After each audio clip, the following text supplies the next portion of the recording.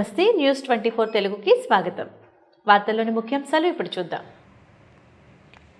తూర్పుగోదావరి జిల్లా రాజానగరం ఎమ్మెల్యే జక్కంపూడి రాజా మీడియాతో మాట్లాడుతూ కోరుకొండను రోల్ మోడల్గా అభివృద్ధి చేసే బాధ్యతను తీసుకుంటున్నారని, కోరుకొండలో రోడ్లు, డ్రైన్లు, కరెంట్ ఏర్పాటు చేయుటకు సుమారు 3,80,00,000 పనులు చేపడుతున్నామని, ఎక్కడ స్లమ్ ఏరియా ఉందో అక్కడ ఎలక్షన్స్కు ముందే పనులు పూర్తి చేస్తామని, ఈ విషయంలో ఎటువంటి వెనకడుగు వేసేదే లేదని ఎమ్మెల్యే రాజా అన్నారు.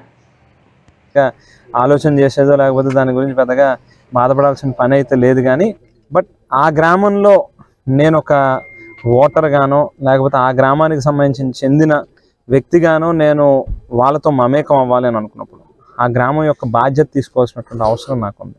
అందుకే ఈవేళ లక్ష్మీనరసింహస్వామి వారి వెలిసి ఉన్నటువంటి గ్రామంలో సుమారుగా 10,000కు పైబడి జనాభా ఉన్నటువంటి ఒక పెద్ద గ్రామాన్ని ఇవాళ నా బాధ్యతగా తీసుకుంటూ ఖచ్చితంగా భవిష్యత్తులో ఆ గ్రామంలో ఎక్కడ చిన్న పని కూడా లోటు లేకుండా సాధ్యమైనంత మేరకు రోడ్లు కానీ, డ్రైన్లు కానీ, త్రాగునీటి అవసరాలు కానీ, ఎలక్ట్రిఫికేషన్కి సంబంధించినటువంటి పనులు కానీ ఎంటైర్ విలేజ్ని ఖచ్చితంగా కమింగ్ డేస్లో ఓ మోడల్ విలేజ్ కింద తయారు చేసే ప్రయత్నం కట్టుబడి పనిచేస్తా. అందులో భాగంగానే సింగిల్ షాట్లో ఇవాళ 3,80,00,000 రూపాయలకు సంబంధించినటువంటి అభివృద్ధి కార్యక్రమాలను కూడా బీసీ సంక్షేమ శాఖ మార్చులు చెల్లుబోయిన వేణుగోపాలకృష్ణ గారి చేతుల మీదుగా శంకుస్థాపన కూడా చేయించడం జరిగింది.